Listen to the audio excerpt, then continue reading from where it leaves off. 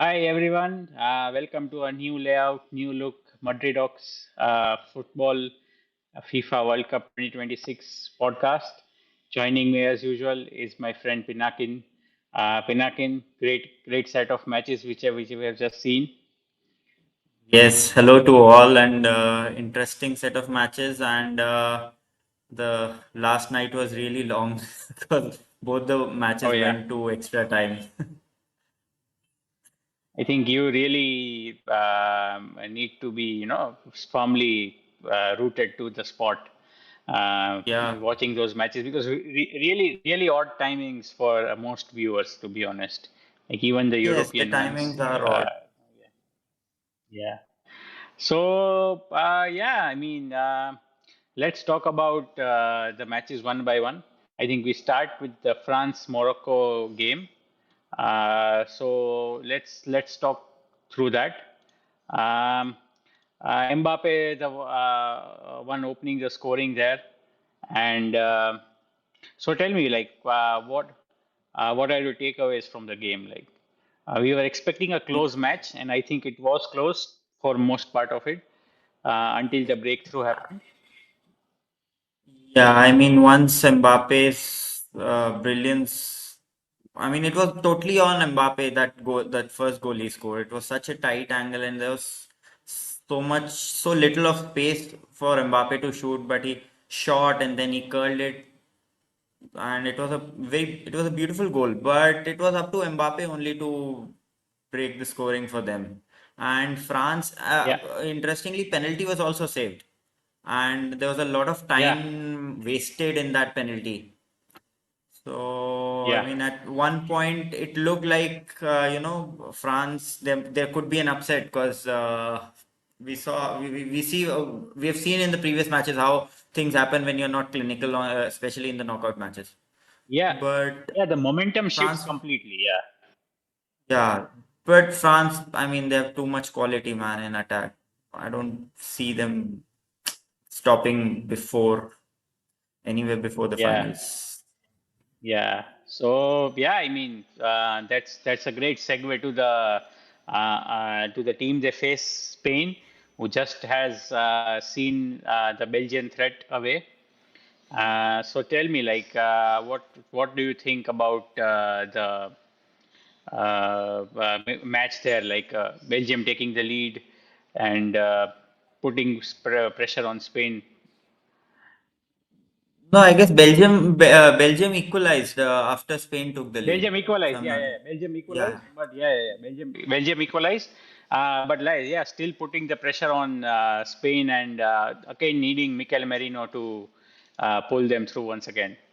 So Mikel Merino has got that knack of scoring late goals. In the Euros oh against yeah, Germany, then against Portugal, and now this.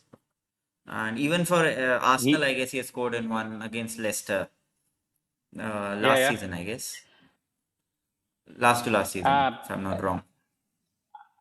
yeah, and the Spanish are blessed with a lot of match winners. Like all the focus was on Yamal coming into the tournament, Jamal, and yes. uh, yeah, but like Jamal he has has had a lukewarm tournament. Yeah, He has had a lukewarm tournament, and I think credit also goes to De La Fuente, who dropped Pedri for that game, and bringing on Fabian yeah. Luiz, who opened the scoring for them. And I So think Lamine looked dangerous in the quarterfinals. I felt he was the most threat. I mean, the best game he played was the quarterfinals.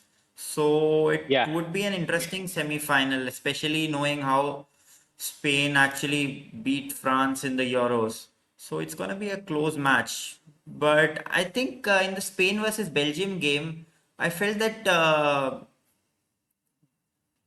once Spain scored their first goal, then only Belgium mm, started attacking, and it was the time when they looked really threatening. I mean, had they yeah, started attacking from the minute one, it could have gone a bit longer, or it could have been a much closer match than that. Plus Courtois' injury. Courtois' injury was the yeah. one I think which really made them lose them. I mean, Spain were anyway favorites, but still. I think you missed the defensive organization which Courtois also puts the defenders in. Yes. He's And I always he's mean, always very vocal about setting the defenders and the Cor defending lines. Courtois would have saved that shot easily. He wouldn't have fumbled on that Yeah, yeah. shot. This is like really unfortunate. This reminds me of the great job Lunin did a couple of seasons ago, where he was one of the standouts Yes. during the long Courtois injury. Yesterday You against the really miss the guy, City. no? Yeah, Yesterday against City. yeah. You really miss the big guy when it comes to goalkeeping. I think he is probably the best keeper right now, and The best keeper yeah, right now. yeah, so I think yeah, you are right. He would have saved the shot, but I think if you look at the game overall, I think Spain were the They winners. deserve to go through. Uh, They deserve to go through. Deserved to go through.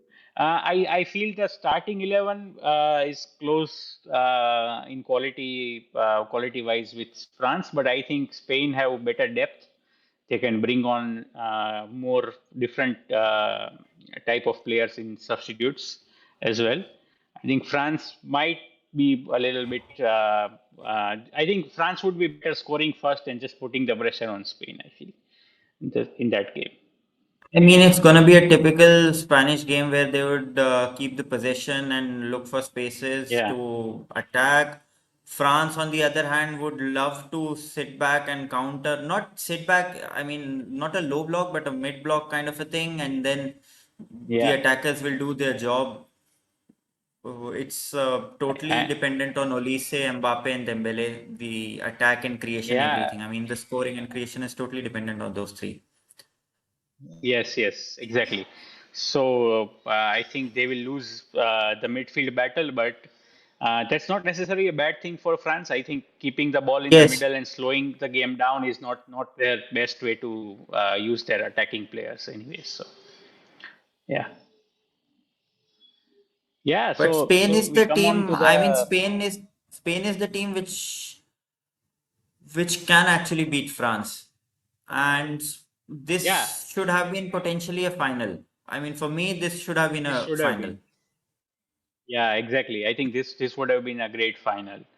But what can we do? Like, Infantino wants already has decided which team is going to the final from one side of the bracket, anyways. So, I mean, it's also right. rank two versus rank three. Spain versus France is also Yeah. rank two versus rank three, so it's a good matchup. And yeah, it's a good matchup. It's like I said, contrasting ways to play. So lot of things to look out for in that game. But I What still feel like also what also interestingly Spain has been doing is they have been they mostly have an extra man on the wings. I mean, on where they are playing the ball, they are mostly having an extra yeah, man. So how do they deal with somebody like Dembele? Because you need to mark Dembele and you need to mark yeah, Mbappe both. So how do yeah, they manage that to get that extra man while in possession, while in creating the attack? Would be an interesting thing because there would anyway be a threat of counter, especially because of the high yeah, line that they play. So, I mean, but yes. De La Fuente has shown that he's up to the task and he's really doing his job well.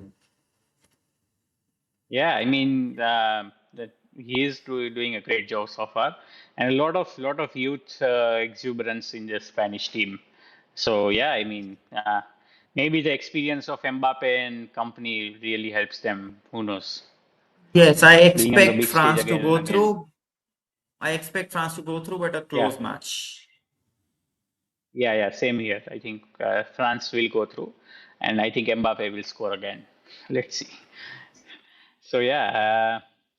And then, yeah, we move on to another Madrid player who's been doing great so far, and he's been the standout of his team in Jude Bellingham, who helped England beat Norway and scored 2 goals. So, uh, another great performance. Uh, walk us through the game. I think Jude again making runs from the deep. He's been been a threat in the attacking box throughout this tournament, and clinical as always. And I mean, it was the work rate was really nice, and it was really heavy for Jude because he was shifting positions. I mean, if you look at it, the first 20 minutes, I think before the hydration break, England were dominating Norway. But post hydration break, Yeah, what Norway did was they started pressing England and they started playing football.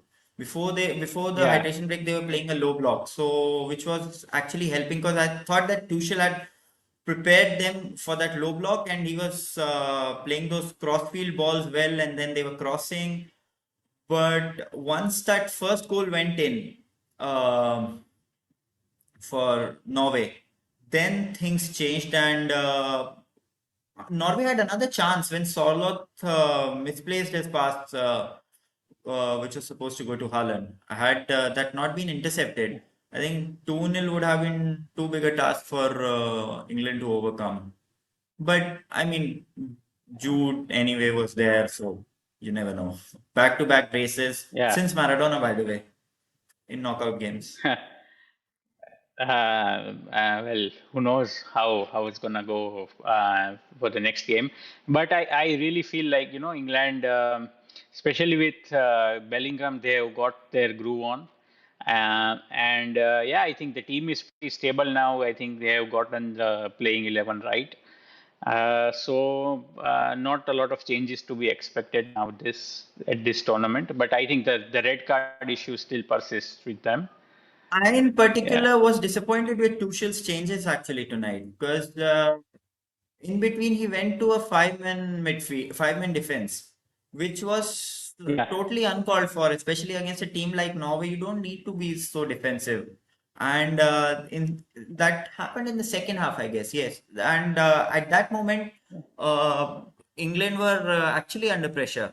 But then he changed back to four-man defense, and Spence was really good substitution. Since Spence came I on, think England whenever, started yeah. attacking again. So I think whenever you move on to a five-man defense, you always sacrifice your midfield because you have one player less in the midfield right now. So that makes you feel like you're a bit overrun there. That's why I think you don't see a lot of five-man defenses these days.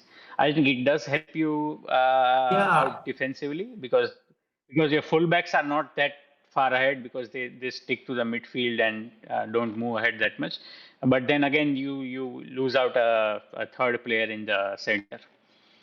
So that's the usually the but problem. again, for a Uh, team, I mean, for a team with England's quality against Norway, there was no need to go to a five-man defense. And that too, when you are not, yeah, like, if you had to play, let's say, 5 minutes or 10 minutes, I would have understood. It's 1-1, you need to get the yeah, winner. I think he should have given the killer blow back then. And another thing was substitution of Rice. I think he has a niggle, so he was subbed off, which made Bellingham push to the pivot role, which I felt actually decreased their scoring threat. yeah. Kane needs to step up if they have to do well against Argentina. I think what Bellingham needs is the Isco 2017-18 kind of the role, where he used to make those runs from the middle of the park and used to score regularly. That Champions League a run was like really on Isco and Zidane figuring that diamond block. Huh. That the 2017 one, which we won against Juventus, Juventus. that run, yeah, I think that was the time when Isco was using the diamond at the head of the midfield. I think that's the role Nah. Bellingham should be playing. I think he's making the runs and dribbling past opponents. So let's see. I think this is I feel Jude is doing if his job. England, He's doing yeah. Jude is doing more than what is asked of him. But I feel that other attackers, especially Kane and Saka, need to join the party if they have to knock out Argentina. Because Argentina, I mean, Argentina has its vulnerabilities, but they have found a way to win every match. So I think that's the they thing. are gritty. They are gritty, but I think they can be had. There are holes in the defense if you can, really Yes, push through too that. many, too many of them. Yeah, yeah.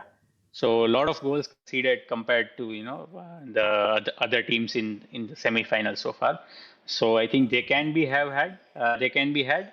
But like you really need to step on it and not let them dictate passes in the final third. Like I think Tuchel should not go to a five-man defense now if he wants to win against No, no. Argentina. I think he should be taking the initiative. Yeah, I mean that takes us to the last of these matches, just So finished 5-1. another player Uh, to be highlighted in yeah, this match was Gordon. I think Gordon did a tremendous yeah. job in the first half, and that pass to Bellingham I, was I think he is. the really was a really well I think calculated pass. yeah, yeah. That's why he's on a lot of clubs' radars these days. Yeah, he's So signed for Barca, I guess. yeah, yeah. So that's what I was saying. Just before the tournament, he was the one to look out for, and then yeah, Barcelona did sign him. I mean, if you look at it, this should be a game where England should be dominating and putting Argentina, pressuring them into in defense and not letting them have the possession in the final third. So Argentina, if you look at it again, a lot of controversy this game as well. I think if you I think they have had more controversial decisions than they have had goals in normal time, to be honest. So They have had, but I feel this match, I think the ref was spot on, and FIFA has that rule where for misplaced identities, simulation yeah. can be overturned and the other guy can be booked. It was Mm. stupid of Embolo. I felt that. I mean, there are so many cameras, and there is VAR. Why do you have to dive like this, especially when you are booked? I think they just, I think players feel that, in such a knockout tie, they won't, easily be shown a second yellow card. That's what I feel the Yeah. mindset is usually. Well, if you are against Argentina, don't rely on that at least. So yeah, just use your head, man. Not use just don't use your don't lose your head. Just use it. So yeah, I mean, match went on to extra time, two goals there. Uh, I think they just find a way, man. Argentina is just they just know how to do it. I think that reminds us of a lot of teams previously. Right? We had a lot of close contests, but sometimes the teams just find something in the dying moments. Um, what in particular comes in mind is Argentina of the 2014 and the 2022 World Cup. I think this is a side which both times finalist, one time winner. Even those days, against Netherlands, and they just Yes. found a way to get through. So yeah, this is the team spirit is good. I think they are all united. But again, like I said, a lot of holes in defense and something which England can target. Another thing which So, I what are felt your that predictions? Yeah, no, another thing I felt yeah, that yeah, England could target, which nobody has done till now in the tournament, is crosses, because England has the advantage of height, yeah. and in set pieces and corners, if the delivery is good, England can really hurt Argentina. I mean, their defenders, That they are clearly there's a stark difference between their heights. So it's going to be that interesting, and as well as the quality of players on the wings and in the top of midfield in Bellingham, Saka, even definitely. Gordon. They can pick out Kane. They can pick out the back post run of Bellingham. So yeah, I mean, so there is that. to be exploited. Yeah, Reece James is also back, so that's a good thing for England. yeah. I think Alexander Arnold should have been there, but That goes without saying. I mean, Trent should yeah, have been the first choice, but that's I mean, if Trent was not there, then yeah, Reece is the better option. If Trent is not there, yeah, yeah. So I mean, yeah, this is it. So your predictions on what teams will make it to the final? France and Argentina, is it? France and England, Argentina is really close to call because I mean, I'm not sure if England doesn't have that the traditional brain fade moment which they go through. I mean, it happened, Yeah, and it mostly happens against England. Mostly happens against Argentina. If you remember the 1998 Beckham red card, and yeah, then that England Argentina contests have been, they've always been controversial. The exactly, 98 red card, then that the hand of God moment. So exactly. Argentina, I feel. I mean, my heart So, says so England, my brain says Argentina. That's the thing. I think England are the highest ranked team Argentina have faced so far. So that is something which we have to keep in mind. I think they haven't had a team of England's quality face them yet.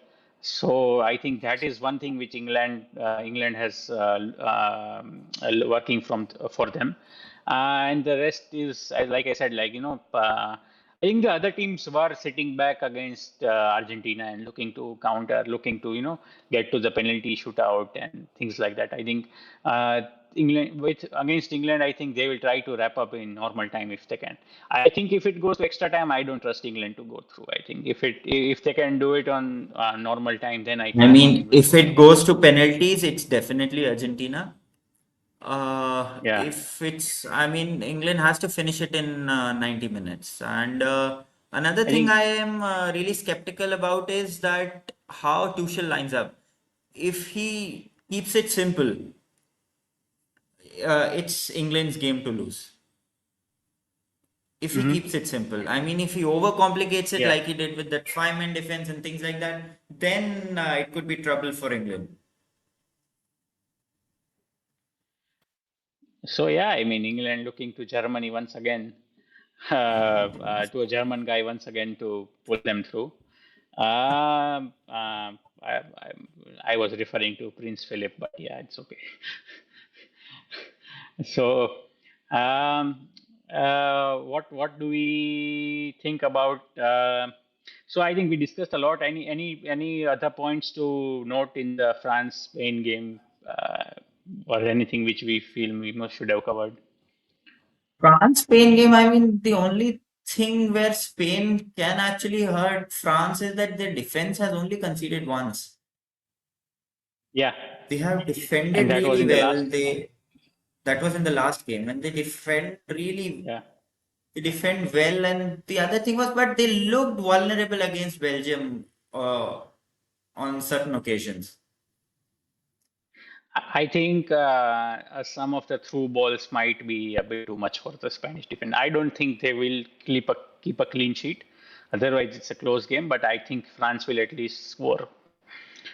The Yes. rest is like you never know. So yeah, I think that this is it. And yeah, so we'll be back next weekend. Are the matches of the third place in the final. So two games now, which will decide the order. It has been a great tournament, but if you look at the last four, I think probably the four we expected, or more or less the four we expected to see in the last four. The interesting thing has been that Jude was supposed to be left out of the squad. I mean, there were uncertainty Exactly. about Jude being taken to the States. But he has been, without Jude, I don't see them even going past the round of 32. I think if you So that's one thing I don't understand. Like, see, in a club setting, you have players which you can choose, and you can discard, and you can get some new players that you like. But if you are a national team manager, I think you have to make the most of your resources. You cannot hold grudges against the players, especially of these quality, of Jude's quality, of Trent's quality. So far, I think they have not missed Trent, but I think he should have been there. But like, yeah, I mean, see, you don't get to pick and choose your national players, so make the most of what you have, man. And another That's controversy what has I think. erupted post Tuchel's comment where he said that he was not happy with the performance. So Bellingham said that he doesn't know the challenges. So there's another thing that is just, you know, it's like a Yeah. boiling pot. England I squad think just I think before the if I semi-final. think if These kind of statements. I think if England don't win it, I think Tuchel goes. I don't think he stays beyond this tournament if they don't Yes. win it. Yes. Uh, I think he has burned too many bridges to not have results to show for it. I mean, Bellingham has announced I don't think himself. a He has third. announced himself on the global stage, Yeah, and he is now a fan favorite of every English football fan. So people would yeah. really be behind Bellingham over Tuchel. So that's true. Plus he is not a Brit himself, so I don't think there will be much sympathy for him over in England anyway. So. Yeah, and I think club football is where Tuchel is needed anyway. So a lot of clubs looking for managers in the coming months, in the coming yeah. So let's see. Well, we already know he's not coming to Madrid with Bellingham there. So one less rumor to investigate, anyways. Yeah, I mean, so this has been a fun tournament. As we move on to the end of the tournament, like I said, a lot of upsets were expected, but the final four, I don't think you can be so shocked to see these four teams. This is the Yeah, first so time that let's. rank one, two, three, and 4 all have qualified for the semi-finals. This is the first time in history that's happening. Yeah. So, so I think that's what happens, right? If you people think that you democratize a tournament, you make more teams, it becomes more accessible. You might see shocks, but I feel it's the other way around. If you are playing more matches, if you are giving places to a third place team, right? So it's very likely that an upset will not happen in the group stages. Like at least teams of big quality Gulf and better players will sneak in at least in the third place. Like you previously, we have had Spain knocked out in the opening stages. We have had Italy knocked out in the opening stages. I think with the third place teams coming through, I don't think you will see that. So that's what I feel is creating less upset this tournament. Plus, you have an additional knockout round where sometimes you feel like a small team might knock out another small team or something like that. So that creates less chances for upset, anyways.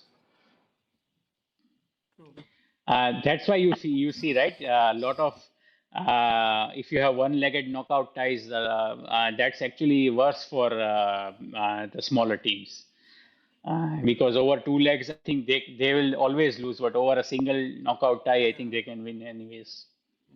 Yeah, against I mean in a single leg knockout match, smaller teams have a better chance.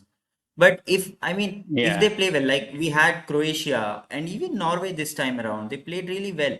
Norway, after the first Hmm. hydration break, tried to play football. They were not just sitting back and waiting for something to happen and then counter.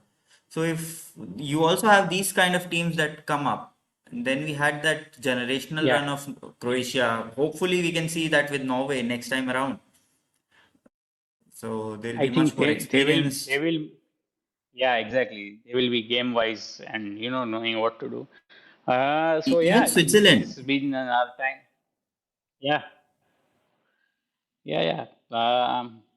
So yeah, we have had a good time so far, and yeah, hope everybody listens to it, likes, subscribes, and we might do something a bit more interesting ahead of the final. We might invite a couple of people who would like to discuss. Maybe let's see what we can do.